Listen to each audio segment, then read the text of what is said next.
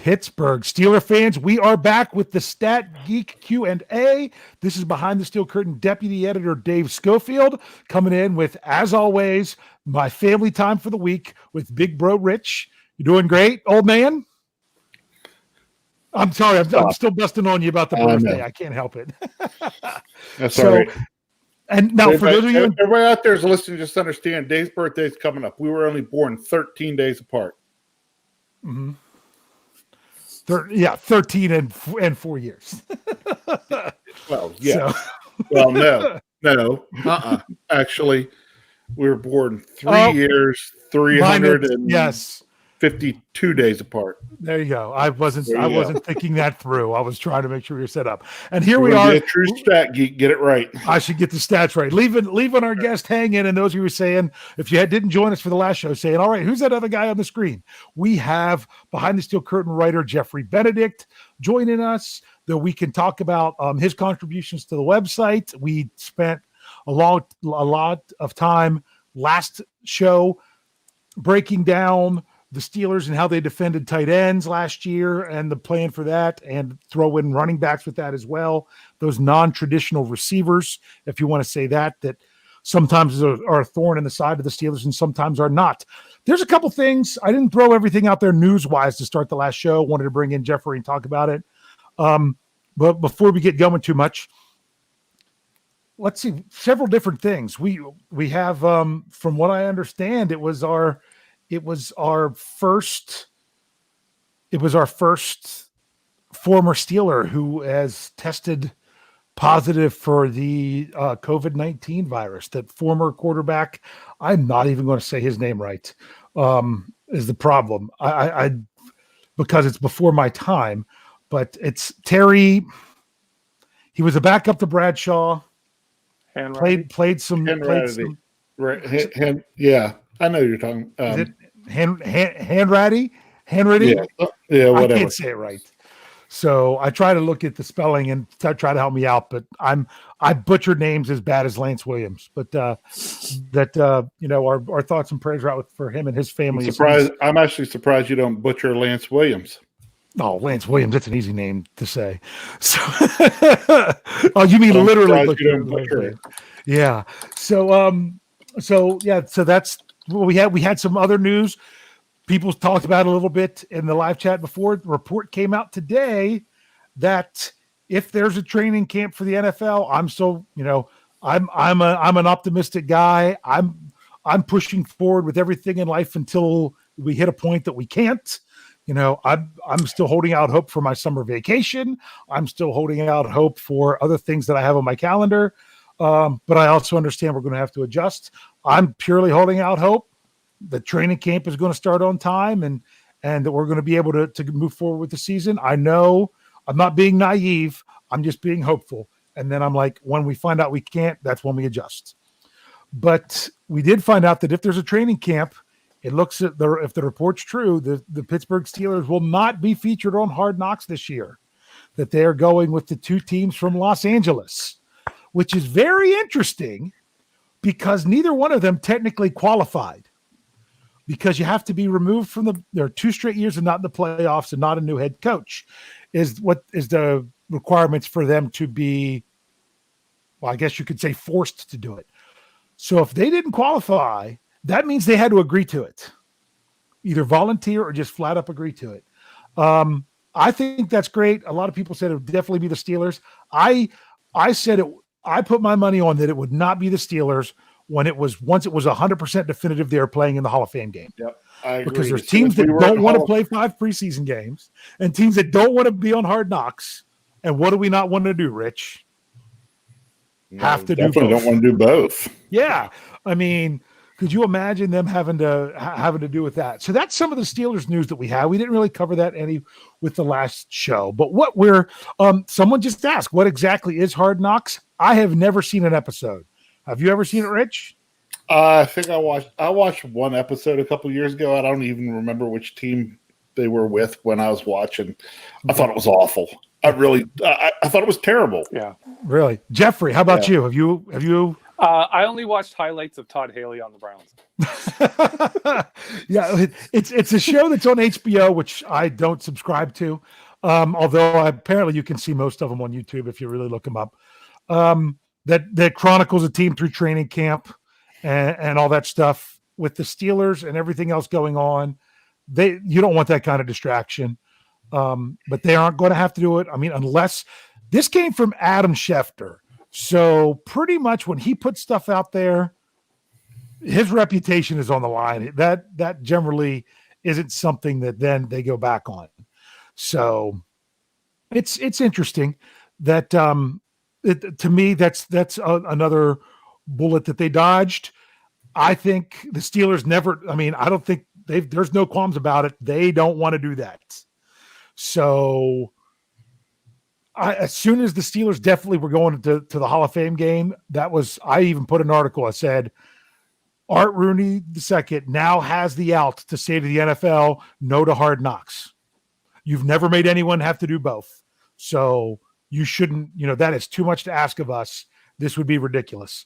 And I don't know if it came down to that or if they just decided, man, these poor I almost said it. These poor Los Angeles Chargers to have no fan base, and we need to do something to excite them. Other people brought up the notion fan base, no more Phillip Rivers. Yeah. Tom Brady didn't decide to go play there. All that good stuff. They need something. They need something going for them. And they don't have Derek Watt. They don't have Derek Watt anymore. Yeah, we have Derek Watt. So it also probably helps that it's in Los Angeles. So if you're still talking about dealing with minor, if obviously there's training camp, life's going to be resuming for the most part. That I'm pretty sure HBO is headquarters in Los Angeles. So you're looking at doing something local rather than having your crews out somewhere else. So I'm still hopeful that we're going to have it. But let's get into the topic of the show now that we're 7 minutes into it. And that is something we kind of almost talked around it a little bit last show, but it definitely blew up some in the live chat. And that was, what is the Steelers' weakest link on defense for 2020? Now, this is a pre-draft edition because you never know how things could change or something crazy could happen. Personally, I think with the Steelers not having a first-round draft pick and with the free agent acquisitions they've made, I think they are in a great position to just draft best player available and that they don't have to have any player. They don't have to call on any player to start that they draft as of right now. Doesn't mean that they don't earn it, but they don't have to depend on any player to start right now. What do you guys, are you on board with that? Yeah. We've talked about it before. So yeah, we've talked about it. I've been on board. Is that a safe assumption there, Jeffrey? Do you kind of feel that, they don't have to make anyone start, but if someone comes in and proves that they're the better man to be up, then it's their job. Yeah, that's what they did with Devin Bush. They signed Mark Barron. They had their two inside linebackers, and then Devin Bush was there, and they took him. Like they're not going to bring in some guy and be like, you need to start because we don't have anyone. Yeah. Yes, absolutely. So right now we're saying it's pre-draft edition, but I don't know that the draft is going to change much, especially with the starting lineup. So I didn't know if we were going to ask this as a who or as a where. I kind of settled on who. What do we see as the weakest link on the defense right now going forward? And since you're the guest, Rich, you're going to have to come up with a secondary answer. We're going to let Jeffrey go first. I'm going to go first. I'm going to give a not as popular answer, I bet. I'm going to go with Mike Hilton. Really? Yeah. All right. Let's hear the explanation. Okay. Oh, absolutely. You've got to back it up now. Mike Hilton is best when he is aggressive, when he is playing towards the ball, when he is physical with wide receivers, but he has a little bit of problem with getting burnt. He has a lot of problems near the goal line, similar to Mark Barron, of being overly aggressive and committing to the wrong person. And it's Mike Hilton. And before Minkah Fitzpatrick came onto the Steelers this past season, Mike Hilton was a glaring weakness. He was another player that teams were going after. And when Minkah Fitzpatrick showed up, they just had Minkah behind Mike Hilton. And so, he gets burned deep, but you're still not going to throw there. Mm-hmm. That's how they covered for him. But to me, he is still the weakest link. Well, he was definitely, I don't know if he was the weakest, but he definitely did not have a good year in 2018. Yeah. So what you're saying is he had a much better year in 2019, but it was the Minka effect more than they could let him just be aggressive. He was just as aggressive as he could be, and if you get burned, Minka's there. Don't worry about it. Gotcha. Very interesting. All right, Rich, which direction do you think you want to go with the who? I was better prepared to go with the where, but okay. That was one Jefferson Hartman that changed that from where to who whenever I said. Oh, that's okay. I'll give a who, but I want to give a quick shout here to my where. Okay. If you're going where the biggest weakness would be for the Steelers on defense, that biggest weakness would actually be at QB if Seven's not there. Oh, so that's the biggest weakness on our defense. Correct. Is our quarterback. If Seven goes down, it's going to be a tougher time. Well, because they're going to have to be on the field so much more. Yeah. I can see where you're going with that. Everybody, it's blowing up over here. It's been blowing up in the live chat, and it blew up in the live chat last time. And everybody wants to say you go with Edmonds. I'm actually not. It's not necessarily that I want to call this a weakness. It's I don't know. Let me put it this way.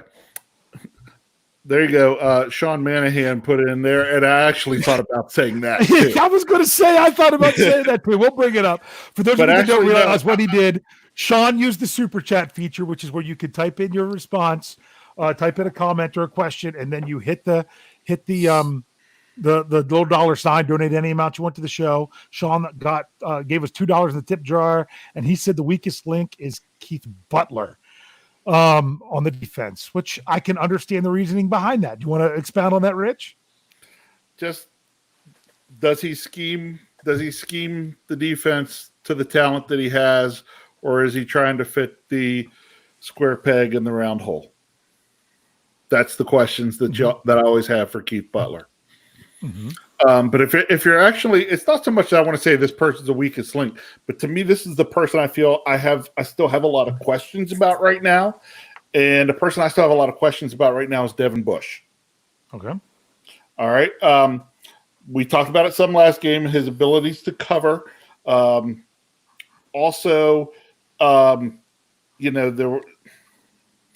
He did a decent job, I felt, last year, earlier in the year, when he was called on to play a lot to try to help and direct traffic on the field. But is he really going to step into that, as I like to call it, usually your inside linebackers are kind of your quarterbacks of your defense. They're the guys reading plays, getting guys in position based on formations and some of that. And I'm hopeful, but I'm not comfortable yet. Let's put it that way. Well, the Steelers, other than, let's just say this, a lot of times you expect that big jump in year two. And when's the last time they got it from a first-round pick? I don't know that they got they got a big jump from TJ Watt, but he already had a good rookie year. So You almost don't want to say that. You wanted a bigger jump from Terrell Edmonds. You necessarily didn't necessarily get that. Right. You wanted a jump. You got massive regression from Artie Burns from after his rookie year. That was actually probably the best he ever played was his rookie year. So right now, you would think, like, to me, when it comes to Devin Bush, if I understand things correctly, and Jeffrey might be able to help with this a little bit, from everything that I've read and seen about Devin Bush, is that his biggest weakness as a rookie was pass coverage in zone. And that's something that a lot of rookies struggle with, is transitioning to the zone coverage in the NFL. Because a lot of people said Bush wasn't as good in coverage, in pass coverage as we hoped he would be. But apparently he was very good in man. And I mean, especially, which Jeffrey highlighted last show, is coming up and taking the running back in the passing game. But when it comes to zone, that's where I would like to see him improve a lot. I'm going to kind of give a little analogy like I did on the Steelers burning question on Saturday, because it was my week this past week. As I said, if you're talking about it being the weakest link in the Steelers defense, it's kind of, and I said this sounds like a very Brian Anthony Davis answer, it's kind of like being the ugliest supermodel at the fashion show. Yeah. Because the Steelers defense right now has got to be really good. When you add Minkah Fitzpatrick to that, you have that stout defensive line. I think the biggest question is what they're going to do at nose tackle. I don't know that they need to go out and get a pure nose tackle. I honestly, seeing how much they played Cam Hayward inside the guard whenever they're in nickel and dime, I wouldn't be shocked if if they have three defensive linemen, sometimes he might be the guy lining up in there if it's a good matchup for him. I can see Tyson Alualu. They're not going to have a pure nose tackle unless they go out and draft one. Right. So I don't know about that. I believe it or not, what I'm going to say is I think the biggest weakness, I think Sean was right. I think it's going to be Keith Butler, and one thing very specific about that, and that is getting the right personnel on the field in the right situations. Jeffrey talked about who you don't want Vince Williams covering a tight end. Okay. You don't want certain players put in certain situations. And last year, the Steelers had so many other good players that could play all around so much better. It wasn't the issue that it was the year before. But even though, like we said, Jeffrey loves Mark Barron. He'd love to have him back. Some people weren't a big fan of him. Losing that piece, what I liked about Barron was his versatility, and that's what they didn't have 2 years ago when they were trying to guess on, do we want LJ Fort in as our pass coverage linebacker, or do we want John Bostic in as our run stopping linebacker? And that's how, when you completely guess wrong against the Chargers in Pittsburgh, and you have Bostic in there and lined up on their best receiver on a down and distance where the Chargers had thrown 100% of the time of the season up to that point, and that's how bad you guessed. That's what I think could be a weakness, is getting the people in the right place. But rather than take the cop out of that answer, I'll take the standard answer, since neither one of you wanted to grab it, and I'm going to say that Terrell Edmunds is the weakest link, because, as Jeffrey outlined last show, you kind of have to put him in the right situations to succeed, which kind of takes away a little bit from what you could like to do otherwise with that position. So other than that, I know I've said before that I think Bud Dupree last year might have been the weakest link on the Steelers' defensive front. Now Lance quoted me as their front seven. I'm saying their front five, if you're talking about their front five. So not that Bud Dupree was bad, but that was an amazing front five last year that the Steelers had all season. So don't take that as Bud Dupree not being good. That was the weakest link in a very strong chain, only because you had to pick one. So I'm going to go with Edmunds. So I don't know where else to go. You could talk other weak links. Mm-hmm. Again, it's not necessarily specific for player. Another weak link could be certain positions, right? We hit on a little bit last show. Certain positions, if you suffer an injury there, what's your drop? Is the drop off just going to be too much to overcome? But we also don't fully know what our roster is going to look like yet. So that's still a little bit of a guess. Yep. Jeffrey. I can actually jump in. The Keith Butler is a popular answer. I see the chat's loving the Keith Butler answer. I think that's been solved. In much the same way, I would compare it to a Mike Hilton, Minkah Fitzpatrick situation, where Mike Hilton, as long as someone can deal with what's behind him, is fantastic. If he's got to worry about what's behind him, he's not very good. Keith Butler is the best pass rush coordinator the NFL has. The Steelers were leading the league in sacks from 2015 to now, whether they had TJ Watt or not, when they were down Cameron Hayward, with Bud Dupree, and like they have been the best at getting to the quarterback of any NFL team, even before TJ Watt broke out. Mm-hmm. But what's behind that, Keith Butler's not so strong at. And I think what we saw last year is we saw the Steelers start to really adjust their defense to what they have, throw some creative stuff out there. They've thrown some defenses out last year that people were debating, what is this defense even, like, what is it? What are they doing here on defense? This is stuff we haven't seen before.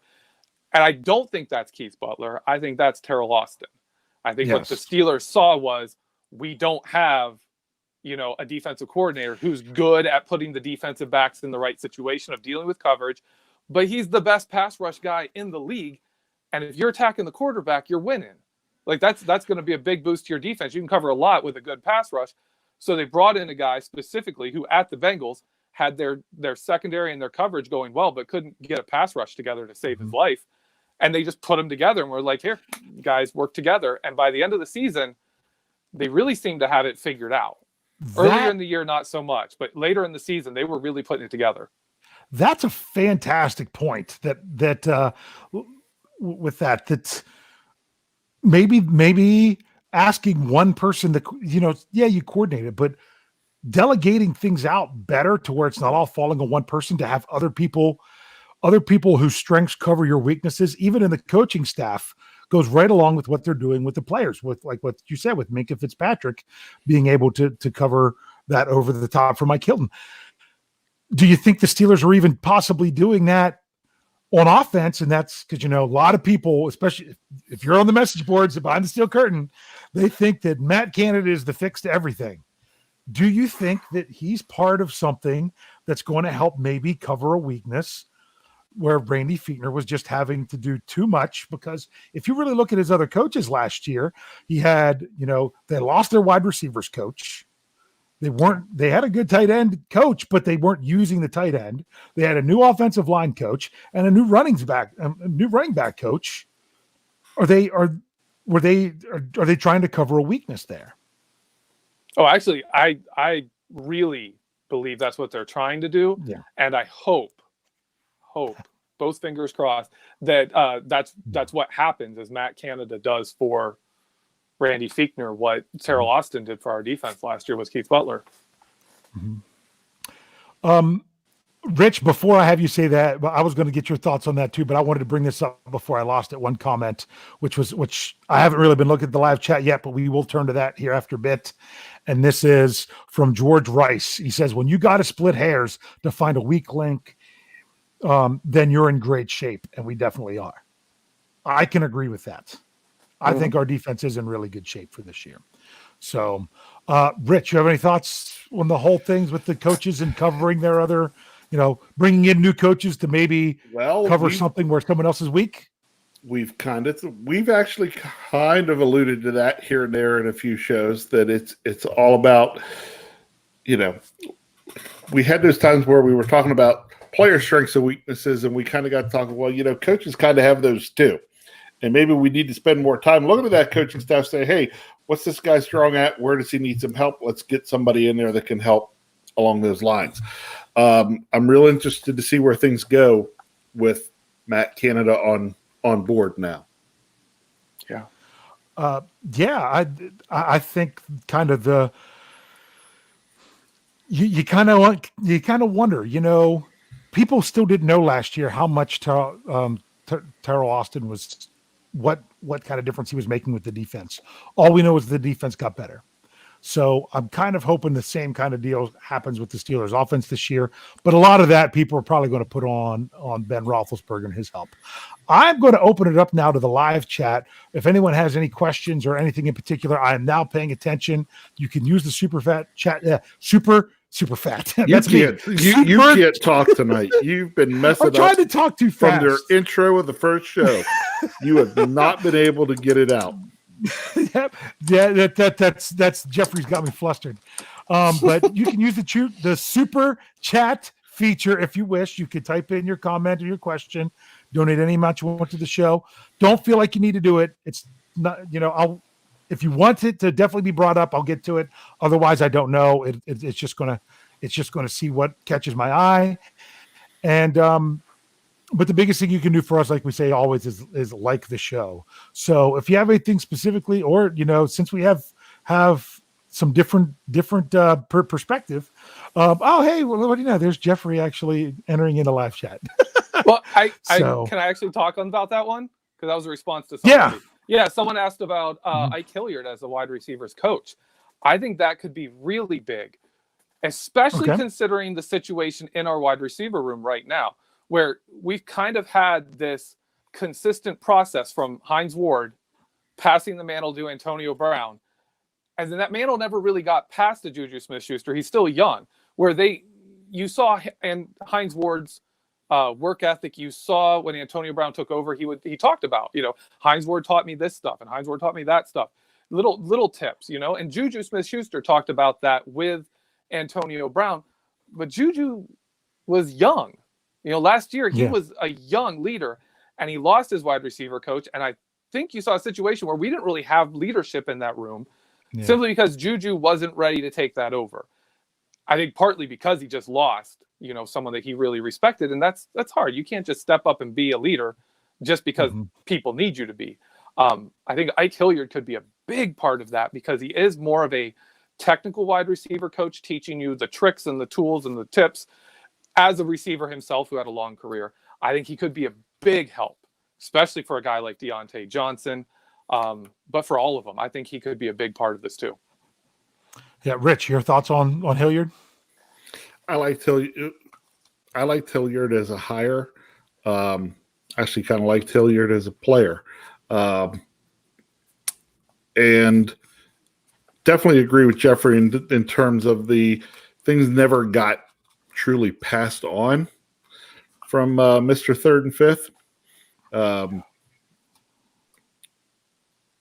There probably really wasn't a guy in the room last year. I mean, it's kind of hard to say that it was Dante Moncrief whenever he was just having his own struggles. I know. On the field anyway. Johnny Holden was the oldest guy in the room, but he wasn't really much of a receiver. So. Well, we talk about the disasters that happen, after Ben is hurt and out, and we go to the backup QBs. But you really, when you stop and think about it, our wide receiver room was a mess as well.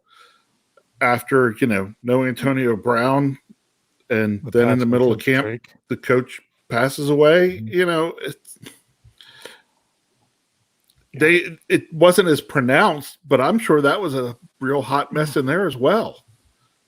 And I mean, and these are young guys that this might have been the first time that they've lost someone like that. That was something that was brought up when it happened. And then so much other things went down this season. It was almost kind of forgotten, like, oh, how is this team overcoming, Ben? And it was kind of an afterthought that, these young wide receivers had an awful lot they went through. Especially when you look at partway through the season, your number 2 and number 3 receiver from the start of the season, Ryan Switzer and Dante Moncrief, aren't on the field. They're gone. And then Juju's hurt. So your number 1's hurt. Your 2 and 3 aren't there. You're going 4, 5, and 6.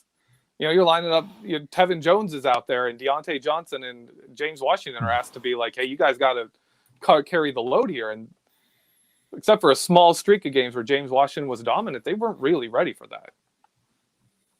Yeah, they were, and you had to look at who was throwing on the ball with all that. So yeah. So North Top asked me a quick question. I can't see if it's coming up yet or not. Yeah, it's there. About if I had looked at some safeties, because I said I hadn't really done that much. I actually looked at a couple names that some people threw out to me. I looked at. I still don't know that that's where the Steelers would go with their top pick. I just don't know that the cards are going to fall right. But I think there's some value with some players they could get later on. Some of specific names that people sent to me about looking up, and I still haven't brought it all together enough that I do want to sit here and just talk in depth about it. But it's something that I have continued to look at. So let's see if we can get you. We got the Hilliard stuff coming up. I'm trying to. For some reason, my live chat is not working very well right now. So I'll see what we can do. And then it just okay. Let me see here. So here's just a quick question that Sean asked. He's like, turnovers, 19.5. Over under. Not takeaways. Turnovers. Turnovers. Okay. Yeah. Oh, it better be under. That's better be under. Yeah. Yeah. I want to take the under. Yeah. I mean, but yeah, you could say take the under, but how many did they have last year? I don't care. I'm still taking 30. The under. It was 30. Let's take the year before. They had 17 interceptions, let alone the fumbles. Well, so that's true. Honestly, you know what? I want it to go. If you're betting, I want it to be under, but you're right. If I'm a betting man, I probably would take the over. Yeah, because you only need to hit 20. Yep, and that's difficult to do. So, to keep it to that low, because you also still want to see the defense stepping up. A lot of them, we had interceptions, but we also had a lot of fumbles last year. We had a lot of fumbles last year. I know Deontay Johnson and Devlin Hodges were tied for the most with 5 each. Like that can't. Mm-hmm. You can't have your quarterback fumbling all the time. You can't have your wide receiver fumbling all the time, especially if he's going to take a big step up this year. That's got to get rated. Well, remember, at least one, if not two of them, were on punts. Yeah, which is worse. Yes, I know. that's how you end up on the bench. Tomlin doesn't stand for that. Yep. Because that's what happened with him early in the season. They had him do like one punt. He fumbled it, and then they said, no, we're just going to stick with Switzer for as long as we can. Because although he doesn't give you any yards, he holds on to the ball. And then once he was out, Deontay Johnson came in and then, stepped up and did pretty good with it. So... Well, I've talked about this before in a few. I've talked about this before in a few articles, but that's kind of if you see teams that are focused around an offense run by a quarterback, like you're moving down the field enough now in the modern NFL with the scoring rates we have now that punt returns don't really make much of a difference if you've got a good offense. Mm-hmm. If you're a defensive team, your punt return team matters. Because you're not scoring points. If you can get a big break and set up for a field goal or set up for a short field, that's a big deal. But if like 2014, 2015, the Steelers, when our offense was rolling, punt returns didn't matter. Like if you got a good return, it barely changed the outcome of the drive on average. It just didn't make much difference. That's a really good point. And then but last year would have really helped a lot. Yeah. with the way the offense was. So last year Ryan Switzer, we couldn't afford Ryan Switzer. Last year we needed more. We needed something. We needed a spark, and Deontay Johnson gave us that. Absolutely. Absolutely. Let's go ahead and do since I brought up Bo Logan's comment here or question. He says, who has the most receiving yards this year? Because I screwed this up once already and said about Deontay Johnson and forgot that James Washington actually had more yards last year. Yeah. So who do you think is going to be this year? I'm going with Juju. You going with Juju? Yep. Yeah, I'm going to go. The healthy Ben Roethlisberger. I'm going to go Juju. Yep. All right. Juju, honestly, Juju is where I was going to go. Since you guys both went Juju, I'll go with my least favorite Steeler of all time, according to Jeff Hartman. I'll go with Deontay Johnson because he tries to say that I hate him. Although I even have my Deontay Johnson. Never mind. I'll save that for the preview. I want to throw this comment up here, Wes. Hey, Wes, I sent you an email if you could check into that. When he was talking about the turnovers, he says, can we at least have 0 in week 1? That streak needs to end. Can we all get on board with that one? Yeah. Let's just get that one. Let's get that monkey off our back so we can quit talking about it. But there is something that I've talked about a lot is there is another great streak that the Steelers have that not many people had talked about, and this was a while ago that I mentioned it. they have a crazy streak of the number of consecutive games with at least one sack, or regular season games with at least one sack. Because I do think their one playoff game, kind of threw a wrench in that. You don't remember any sacks from that game, do you, Rich? As we were watching that one, Which one? So, but the playoff game against Jacksonville. But if you're looking just at regular season games, the Steelers have, I think it's like 54 straight games with a sack, which is very, very interesting. So that's one that I would really like to go with. So, which was funny. I just saw you. So Jeffrey, what did you just answer in the live chat? What was the question? Oh, someone asked me what I'd draft in the second round. What position I'd go. In the second round. If I had to go position, I'd go wide receiver. You had to go wide receiver just because so many of them are there? No, I think the big key is, I think with the Eric Ebron signing, I think the writing's are already on the wall that we are going Ben. We're going Ben Styles offense, what he wants to do. We're going to be throwing the ball around all over the place. And I think a big key here would be if we could get a wide receiver to stretch the field, and there's a number of those in this draft. Mm-hmm. If we can get one of those, I think it opens up the game for Deontay Johnson and Juju Smith-Schuster, because neither of those are deep threats. Gotcha. Rich and I, what we've talked about is what we want more from anything in round 2 is to don't lock in on a position and reach. Yeah, I agree with you there. If the right wide receivers there, go for it. If there's a great running back they really want, I'm not going to throw a fit, even though I've gone on record so many times saying they don't need to add one. I still think linebacker, either type, is something that they could use some depth at, just because of the uncertainty with Bud Dupree moving forward. But don't lock in that that's what you need and then reach for that position. Really, really look. I mean, they've got 6 or 7 positions they could go at with that first pick. There's got to be someone in one of those. So go for it. I'm going to ask this one for you guys real quick here. We got about 5 minutes of show left. From the Dawn, over under TJ Watt, 18.5 sacks. Under. Yeah, I'm on the under there as well. Yes, I am as well. I think that's a little bit too much. Yep. Yeah. So, give him 13 and Bud Dupree 13, and a couple for Hayward and a few left over for Tuitt, and spread them all out there. I'd be just as happy. I'd like to see Hayward get back up into like 8 or 9 sacks. That would myself. I'd love it.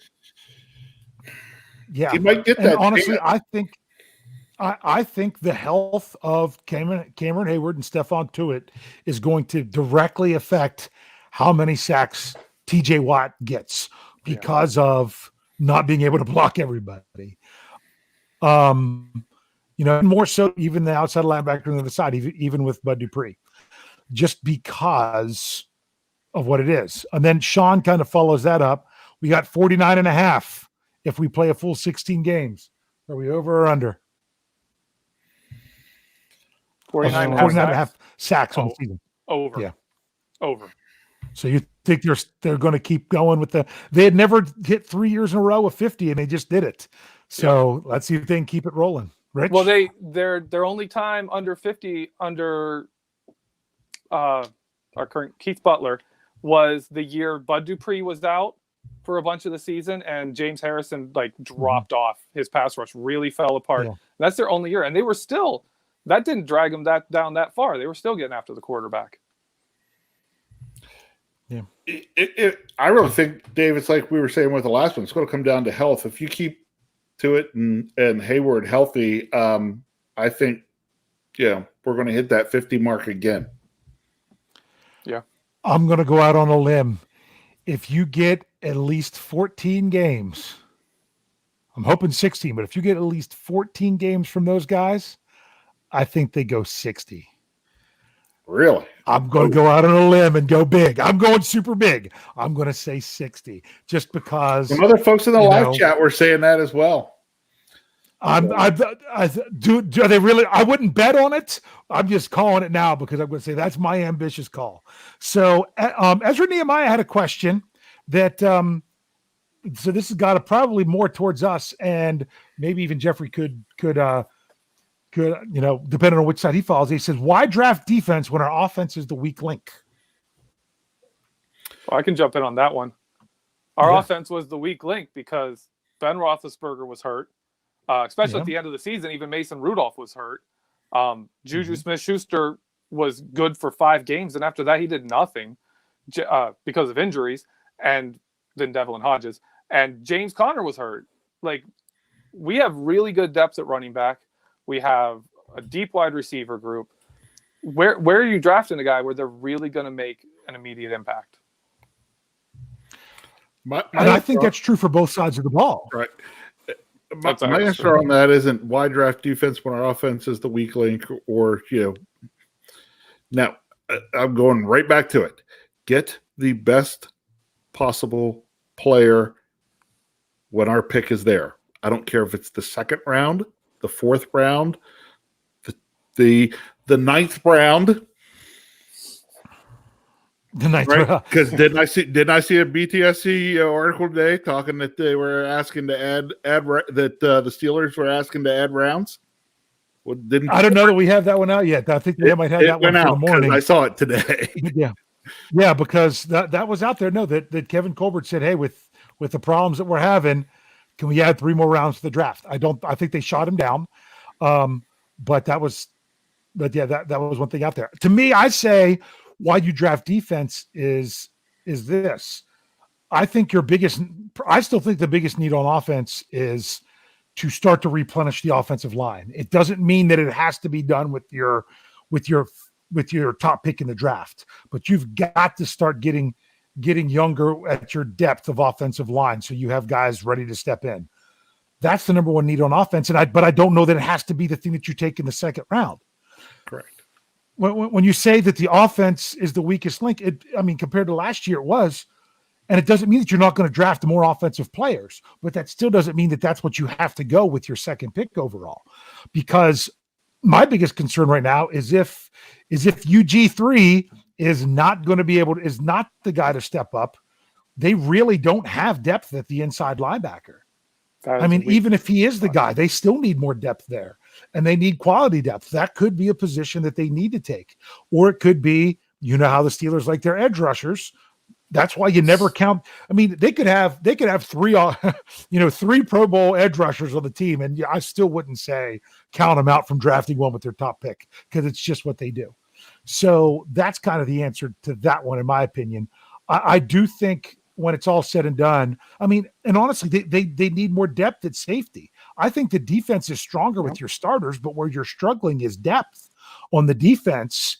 And I actually think that your depth on offense is better than your depth on defense, but your starting quality is better on defense right now than it is on offense. Is that crazy to say it that way? No, I would agree with that. That's exactly so if right now that's what you're, and who knows how long you're going to, like I said, are you going to have Bud Dupree past this season? Or, how long is Vince Williams going to keep continuing to be able to play? He's getting up there a little bit. Is he going to, because once you start to lose a step as a run smashing linebacker, then you're really a liability. So these are positions that you could see them drafting now for depth to then have coming on later. So I had one more I was going to bring up, but now I can't find it.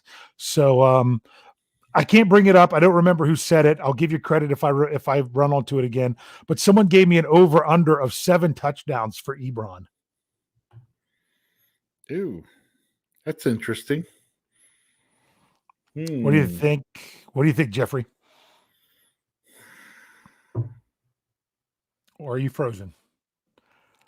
He might be frozen because either that or he's just holding. Either that he's holding very still. Yes. So as I kind of went off on that. All right. Okay. That's all right. We'll see what happens. So Rich, you get to answer. Oh, that's I know. 7 over under 7 touchdowns. I'd love to say over. I'll put it this way: if I say over, and he makes that, we make the playoffs. Well, yeah. Well, that's kind of my feeling there. Me being the stats guy that I am, I'm still trying to find it to see if I can bring it up. Me being the stats guy that I am, and I look at history, guess what? So, we just heard from Jeffrey that the phone he was on died, so he can't finish up with us here tonight. Oh, that's all right. So, but we really appreciate him coming on with us. I said that in mid-sentence. What is the most touchdowns ever by a Pittsburgh Steeler and a tight end in a season? It's Heath Miller. Yep. And I saw this in one of your articles, by the way. Uh-huh. It's Heath Miller, and I believe the number is 6. It's 8. Oh, is it 8? I couldn't remember. 8. But okay. Yeah, it's single digits. So when you look at Ebron, when he had 13 touchdowns in 2018, that's crazy. I mean, that's that much more than what the Steelers have ever had from a tight end in a season. So, if he scores, yeah, that's correct. If he scores over 7, okay, because it was over or under at 7. If he scores over 7, what that's going to do, that is going to open up our offense so much. We had that issue last year of not being able to hit 30 points in a game. Yep. If we can get a guy like Ebron and he's scoring touchdowns at that rate, that's going to open things up so much. We're not going to be sitting here during this season saying, "Oh, I just want to see 30 points in a game." We're going to have those games. Yep. I like Steeler fan 74's answer. Push. Yeah, give me 7. I would be ecstatic with 7. That would really be great, because honestly, I think if Ebron doesn't even have to do much himself, he can just also open up other things. But like I said, Steeler fans are a little bit leery because the last time they had a big tight end free agent signing, he played in 6 games. Yeah, and that was it. So I'll tell you what: if Ebron comes in and he gets 8 and at least ties, or if he ties or breaks that record by Heath, he will have been.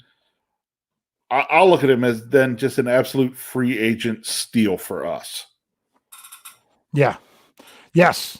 I mean, absolutely. I mean, but the Steelers. And this deal is so safe for them, because if they have another Ladarius Green situation, which to me, that was the exception, not the rule. So if you're looking at 2 exceptions back to back, that's going to be crazy. It's only $3.5 million towards the cap this year, and you're only and it's not a massive dead money hit.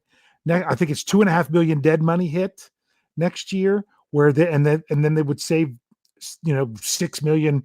Half the money is due to them next year, and that if they release him, then they don't have to pay him half of that. So it's actually structured pretty well for the Steelers. So therefore, I'm like, let's see it go out and do some great things. So, well, since we lost Jeffrey, I think we're going to go ahead and call it a night. Sorry we didn't get to too much in the live chat tonight, but when there's 3 of us, there's also an awful lot to discuss with things. So as usual, make sure you're checking out BehindTheSteelCurtain.com.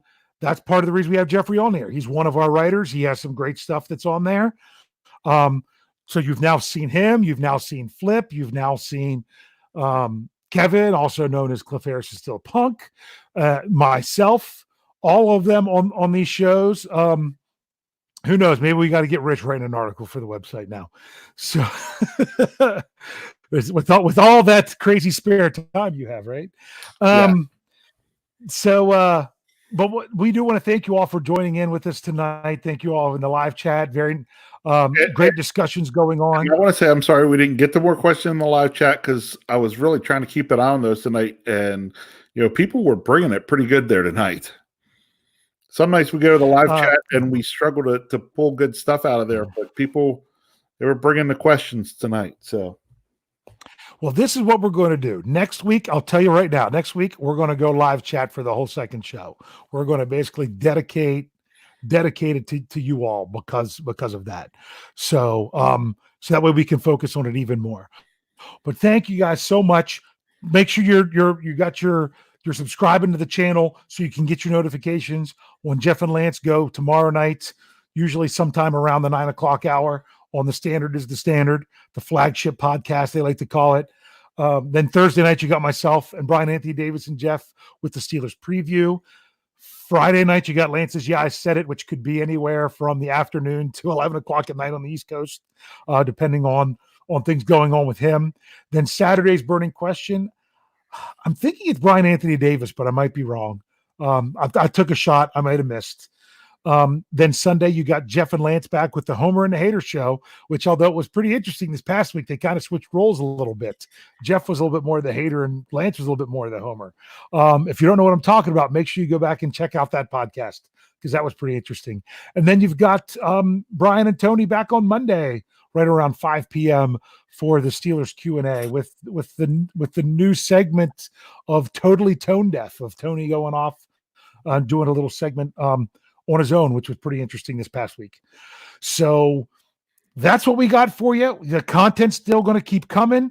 Rich and I, we're going to be here next week again, right? Yes, we'll be here next week. And wanted to throw out there, yes, Wes, I did see the happy birthday. Thank you. It was my birthday a couple days ago. And Wes, just so you know, Dave's is coming up shortly, so you'll get the shout out to him here shortly. Yes, we for those of you that we'll let you do the math. We said we were 13 days apart, and Rich's birthday was on Sunday. So that's all I'm going to say about that. Thanks again, Rich, for your time. We really want to thank Jeffrey for coming in and joining us, and we want to thank you all that was here with us. And make sure that you tune in, tell a friend, and subscribe. Thanks for geeking out with us.